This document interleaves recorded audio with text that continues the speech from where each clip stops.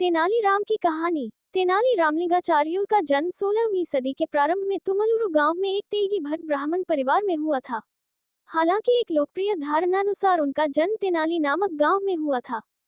तेनालीराम का जन्म नाम रामकृष्ण शर्मा था। उनके पिता गरालपति रामैया गांव के मंदिर में पुजारी थे। बाल्यकाल में ही पिता का साया तेनालीराम के सिर से उठ गया और माता लक्ष्मम्मा द्वारा उनका पालन पोषण किया गया। औपचारिक शिक्षा तेनालीराम ने कभी प्राप्त नहीं की, किंतु वे बचपन से ही कुशाग्र बुद्धि थे। उनकी वाक्पटुता का तो कोई जवाब ही नहीं था। नटखट तो इतने थे कि कोई भी उनकी शरारतों से बच नहीं पाता था। एक दिन तेनालीराम की भेंट गांव के एक ज्ञानी संत से हुई।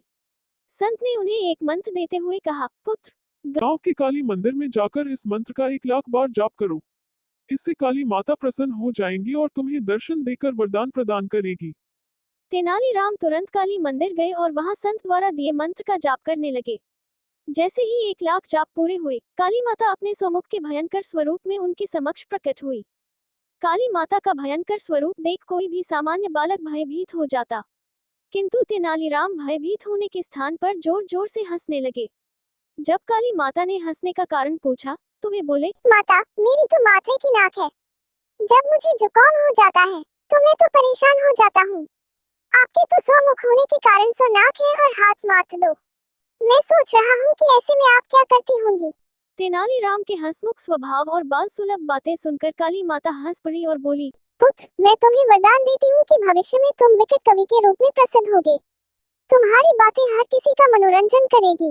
वो तो ठीक है माता, लेकिन इससे मुझे क्या प्राप्त होगा? आप मुझे कोई और वरदान दीजिए। तेनालीराम बोले। तब काली माता हाथ में 2 कटोरे लेकर तेनालीराम से बोली, पुत्र, इन 2 कटोरों में से एक में ज्ञान है और दूसरे में धन। मैं तुम्हें दोनों में से एक चुनने का अवसर प्रदान करती हूँ। काली माता की बात सुनकर तेनालीराम सोचने लगे कि जीवन में ज्ञान और धन दोनों ही आवश्यक है। यदि दोनों ही वरदान मिल जाए, तब कोई बात है। तेनालीराम को विचार मग्न देख काली माता बोली, क्या बात है पुत्र?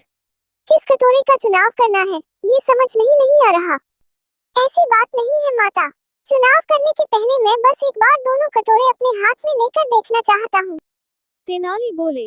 काली माता ने जैसे ही दोनों कटोरे तेनाली के हाथ में दिए, तेनाली ने झटपट दोनों कटोरे को मुंह से लगाया और गटक गए। इस तरह अपनी बातों में उलझाकर उन्होंने काली माता से दोनों वरदान प्राप्त कर लिए। माता, क्षमा करना। जीवन में ज्ञान और धन दोनों ही आवश्यक है, इसलिए मैंने दोनों ले लिए।